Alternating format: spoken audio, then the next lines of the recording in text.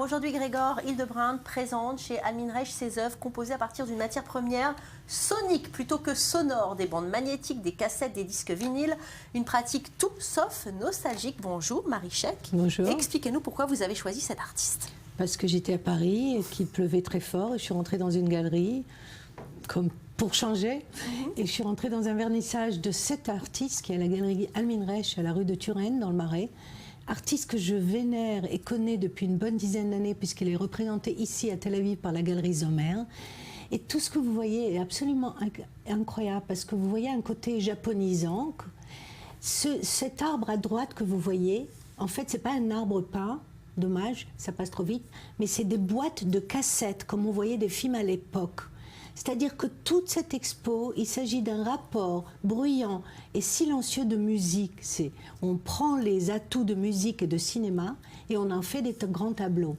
Et ce que vous voyez à gauche, ou à droite même, voilà, là, une installation totale, c'est à base de films de vinyle, donc les anciens disques, qu'il décompose en morceaux et il les recrée comme des objets.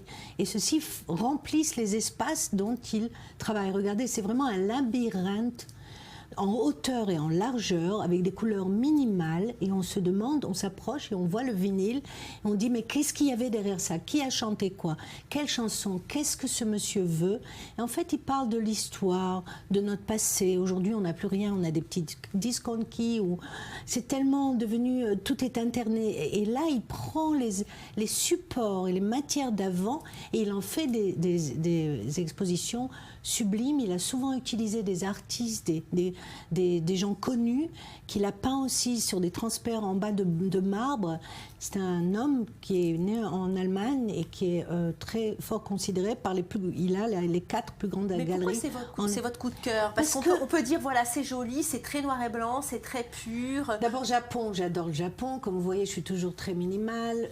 Musique, c'est mon côté fort. Et puis, comment tous ces artistes pense à ce travail. C'est un travail sisyphien.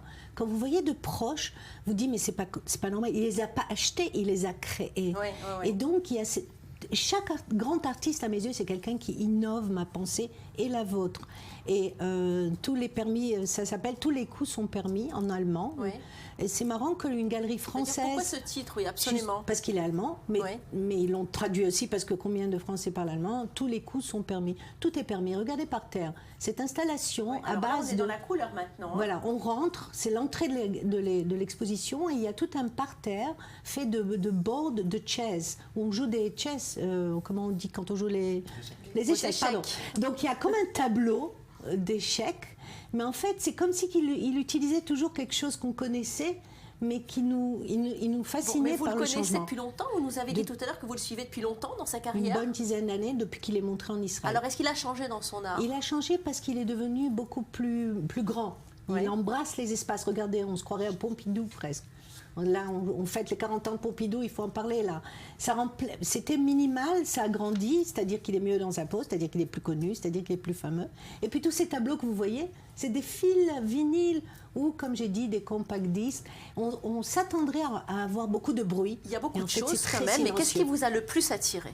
Moi, c'est ces fils noirs que je suis depuis des années. Je suis fascinée par... Il me fait rentrer comme si j'étais dans un cinéma. Et j'ai toujours envie d'entendre la musique, mais c'est silencieux. Donc on écoute la musique et on voit le silence. Et il y a un jeu comme ça, philosophique, je dirais, qui m'impressionne.